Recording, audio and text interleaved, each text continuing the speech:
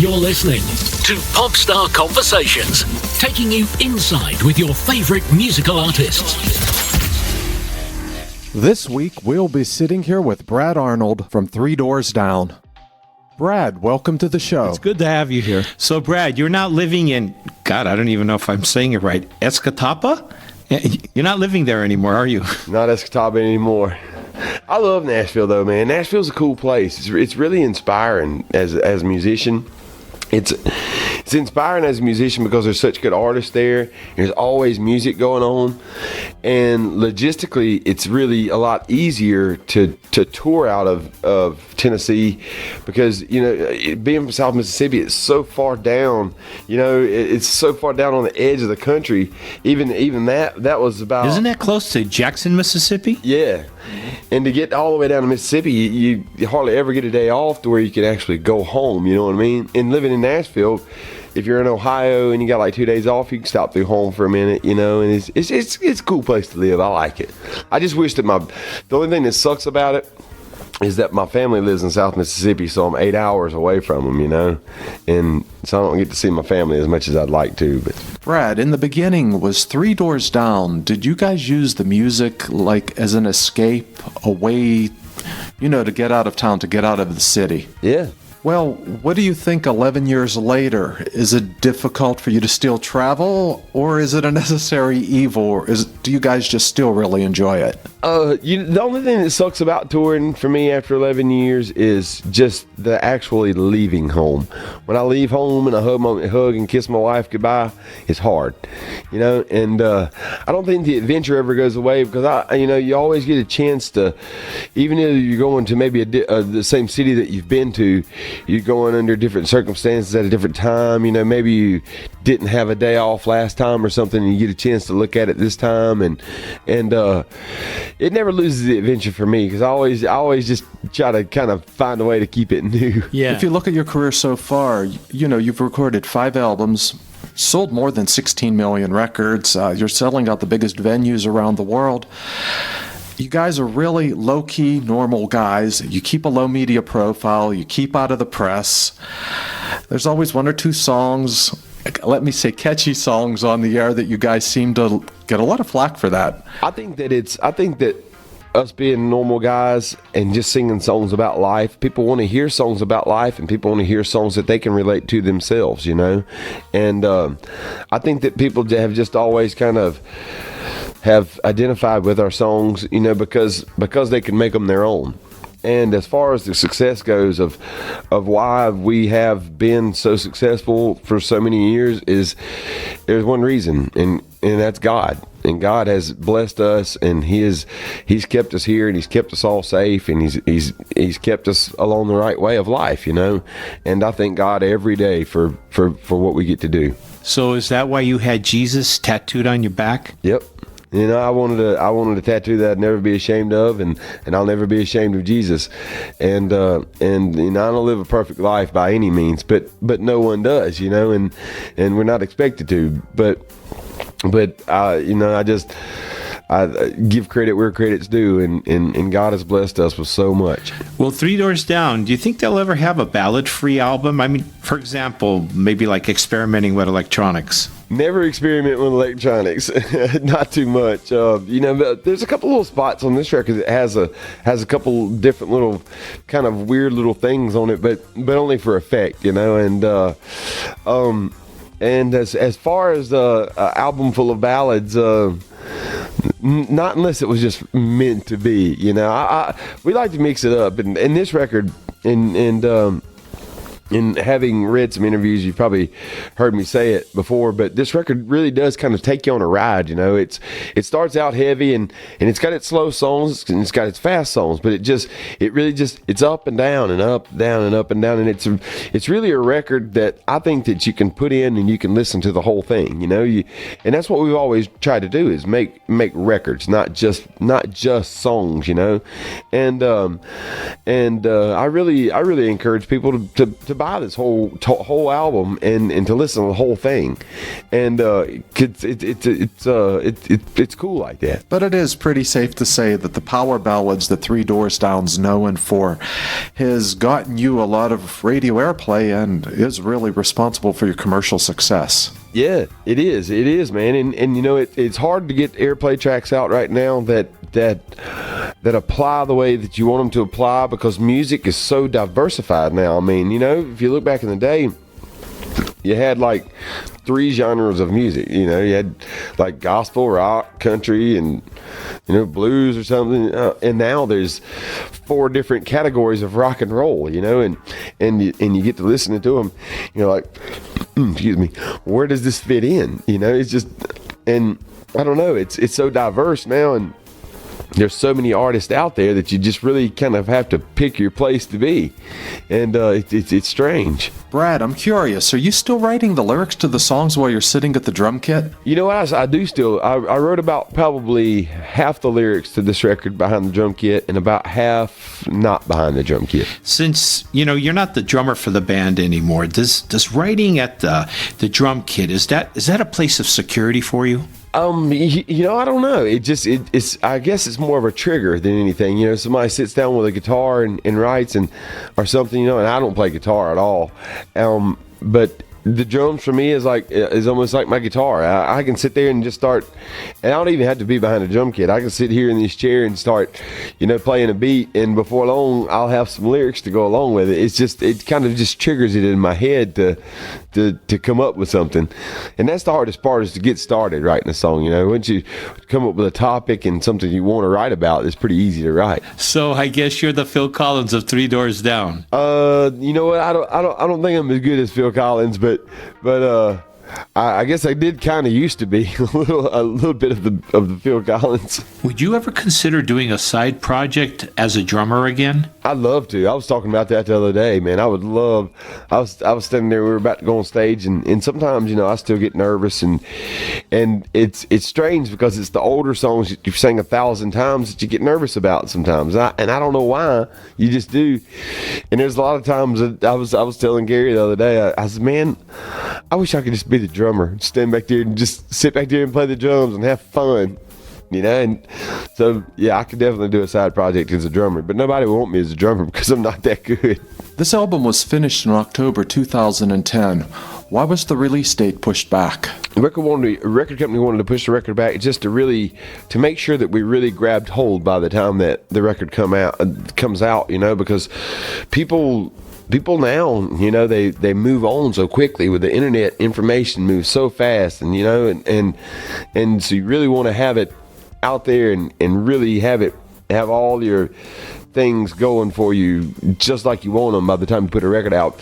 And by April, we just really didn't feel like we would have had everything that we needed for the record to be successful. So we pushed it back, and it's a long wait, man. It's you know, having, like you say, having finished the record in October and having to wait till July to put it out.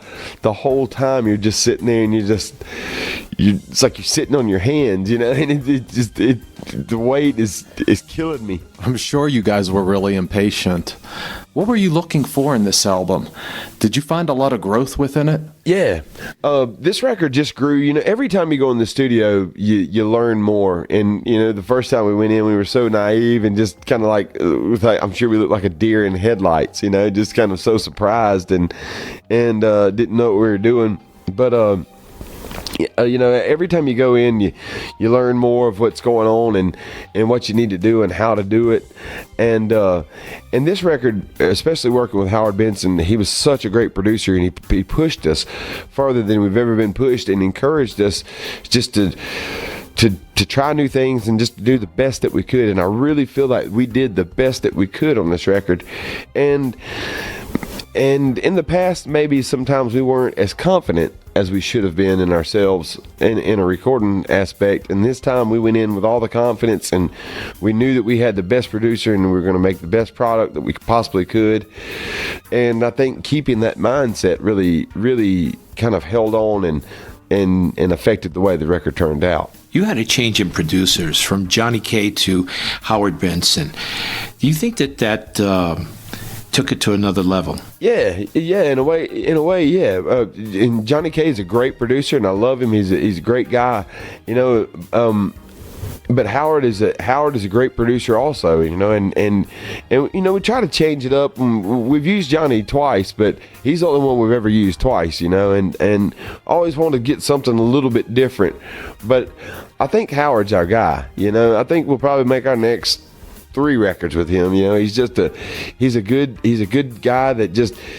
He's got a great theory on music and how to approach it and how to achieve things, and it was a lot of fun to work with him. Truly, it sounds like you're having the time of your life. This is the time of my life, most definitely. I think there's always room for growth and there's always room for something more, but you know, at the same time, you have to have contentment in your life as well, and you have to be satisfied with the things you have and thankful for the things that you have, and I am definitely thankful for all the things that I have, and right now I am having the time of my life. There's a song in this record, When You're Young. What was the inspiration for that song? Like, at the age that you're at now, is it you looking back at your youth, or is it this, you know, the other way around? Is it this young boy looking forward? When You're Young it's a little bit of looking back and it's a little bit of looking forward. It's really, to me, it's kind of an example of,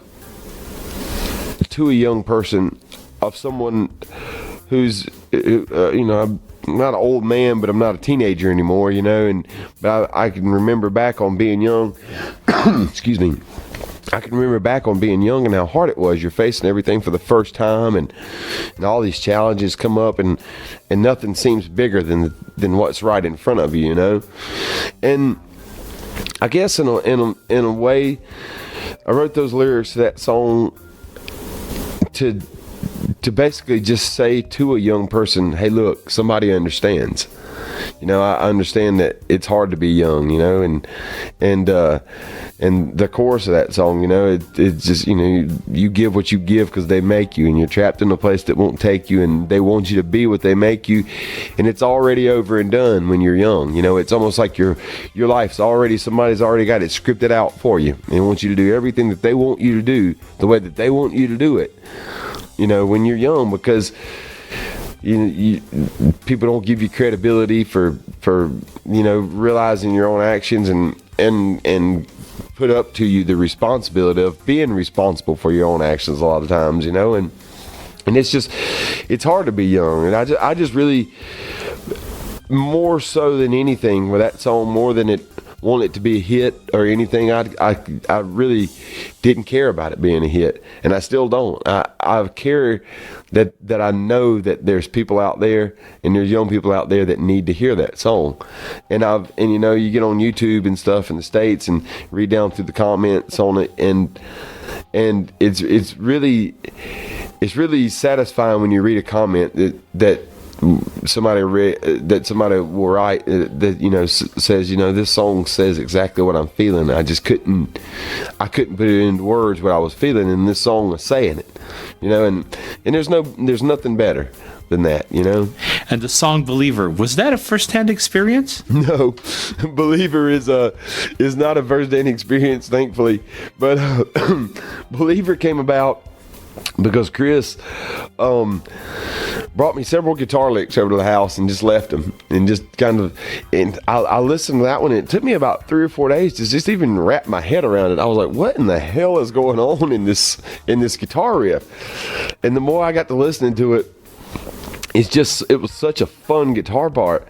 I was like, man, I have to write something to this, just have to.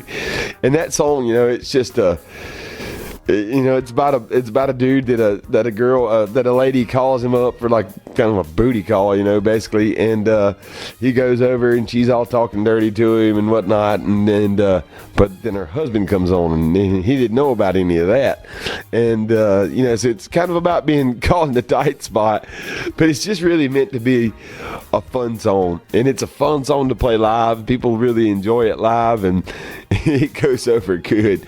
But no, thank God it's not a first-hand experience. And it's probably one of the heaviest songs that you've ever written, or one of the punkiest songs. A Believer is definitely probably the punkiest song we've ever done. I guess the only song that even comes close to it as far as kind of being that style of song is Smack off our first record. But even still, it's not like Believer.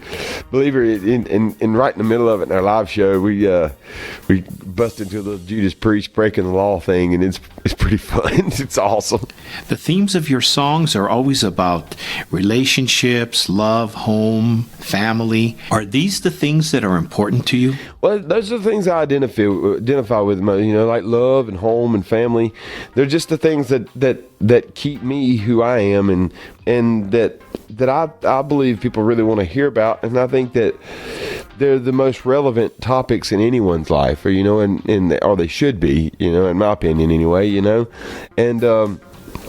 and those things fill up a lot of my life, so I guess that's why I tend to write about them most. Brad, can you tell us a bit about the Better Life Foundation and your involvement, and also who will be performing this year? Not really sure who's playing the Better Life Foundation with us this year, but we'll be finding out pretty soon that we're starting to work on it right now, and it pretty much, the work for next year starts as soon as one ends, and it's so much that goes into it, and we're just the catalyst for it, and our, it's all about our fans. They're the ones that donate all the money, and Gary and Peggy, his wife, and Mark Smith, they're the ones that really put in all the hard work for it.